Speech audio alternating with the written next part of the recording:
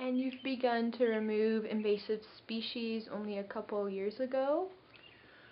Yes, we have worked at it sporadically through volunteers for several years, but then 2 years ago we decided to try hiring recovering heroin addicts because I've also tried to understand and address the heroin crisis in Ohio, and it seemed like all my forays into trying to understand this crisis and do something about it ended up at dead ends. So I just decided to opt for this approach, which was surely they need money, surely regardless of what kind of treatment or recovery program they're in, surely they would benefit from working in a quiet woods and doing something positive if they're willing to do it.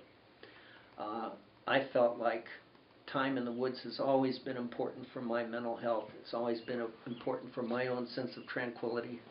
Surely it would help their tranquility. So we decided to try this out, hire recovering addicts, see how they did, and gosh, they were doing well and they were highly responsive to the benefits of the program. I've watched these folks work, and they're excellent workers. The ones who buy into the program are excellent workers, and I think it's doing them a lot of good, and the money we get is going right back to paying them, and they need money to pay their bills. They need a chance to prove that they can work and hold a job. I didn't realize that our land trust would derive so many benefits from it. I didn't realize that so many of these recovering addicts would work out as well as they did. I was expecting a very high failure rate, and I was expecting that we were going to be doing more for them than they would be doing for the land. It was surprising to see the return. It was a shock to me. Yeah, and what has the success looked like by having these people work for you?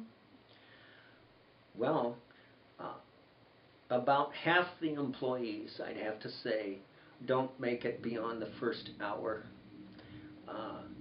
But the ones who make it through the first day and come back, I've found that they just totally buy into our land ethic. That's the land ethic that I learned from Steve and from Paul Knoop, and I teach it to them, and they buy into it, and they have been excellent workers, just excellent. And we start off training them in areas that are beat up, where if they're not going to be good workers, they're not going to do any serious harm. And within a day or two, I've got them trained. I can tell which ones are going to make it, and then they work in better and better areas. And there's several people who I would work in our very finest, most vulnerable and rare preserves. And if they need to walk like a ninja in a minefield, that's how they walk. And they just don't pull the wrong plant. They focus. They've got excellent attention. I just couldn't ask for the resilience and the dedication of the people that I've encountered has been a very pleasant surprise for me. It's incredible to visually see that reflected in the health of the land too, which I was impressed by, but to see all these native species come back as well. Yes, and that's another thing that surprised me. And there are some areas where we would pull all the invasives out, and there would be very few native plants left on the surface.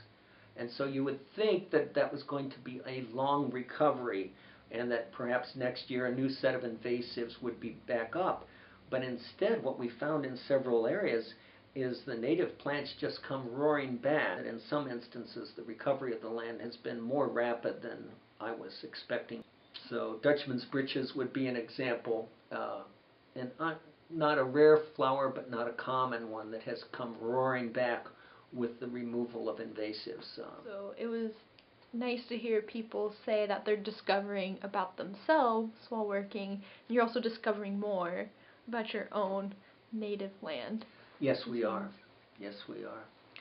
And they've been able to see it too. The ones, especially the ones who worked last year, and then they come back to the same area, and are really pleased with what they see. And of course, in an area where there's a few invasives, but they're not totally dominant, and you remove them, sometimes within months you see the native plants really blooming, because now they have less competition for light and water, but light in particular. And so sometimes within a matter of months in the same year you can see the recovery, and once again it's heartening for them.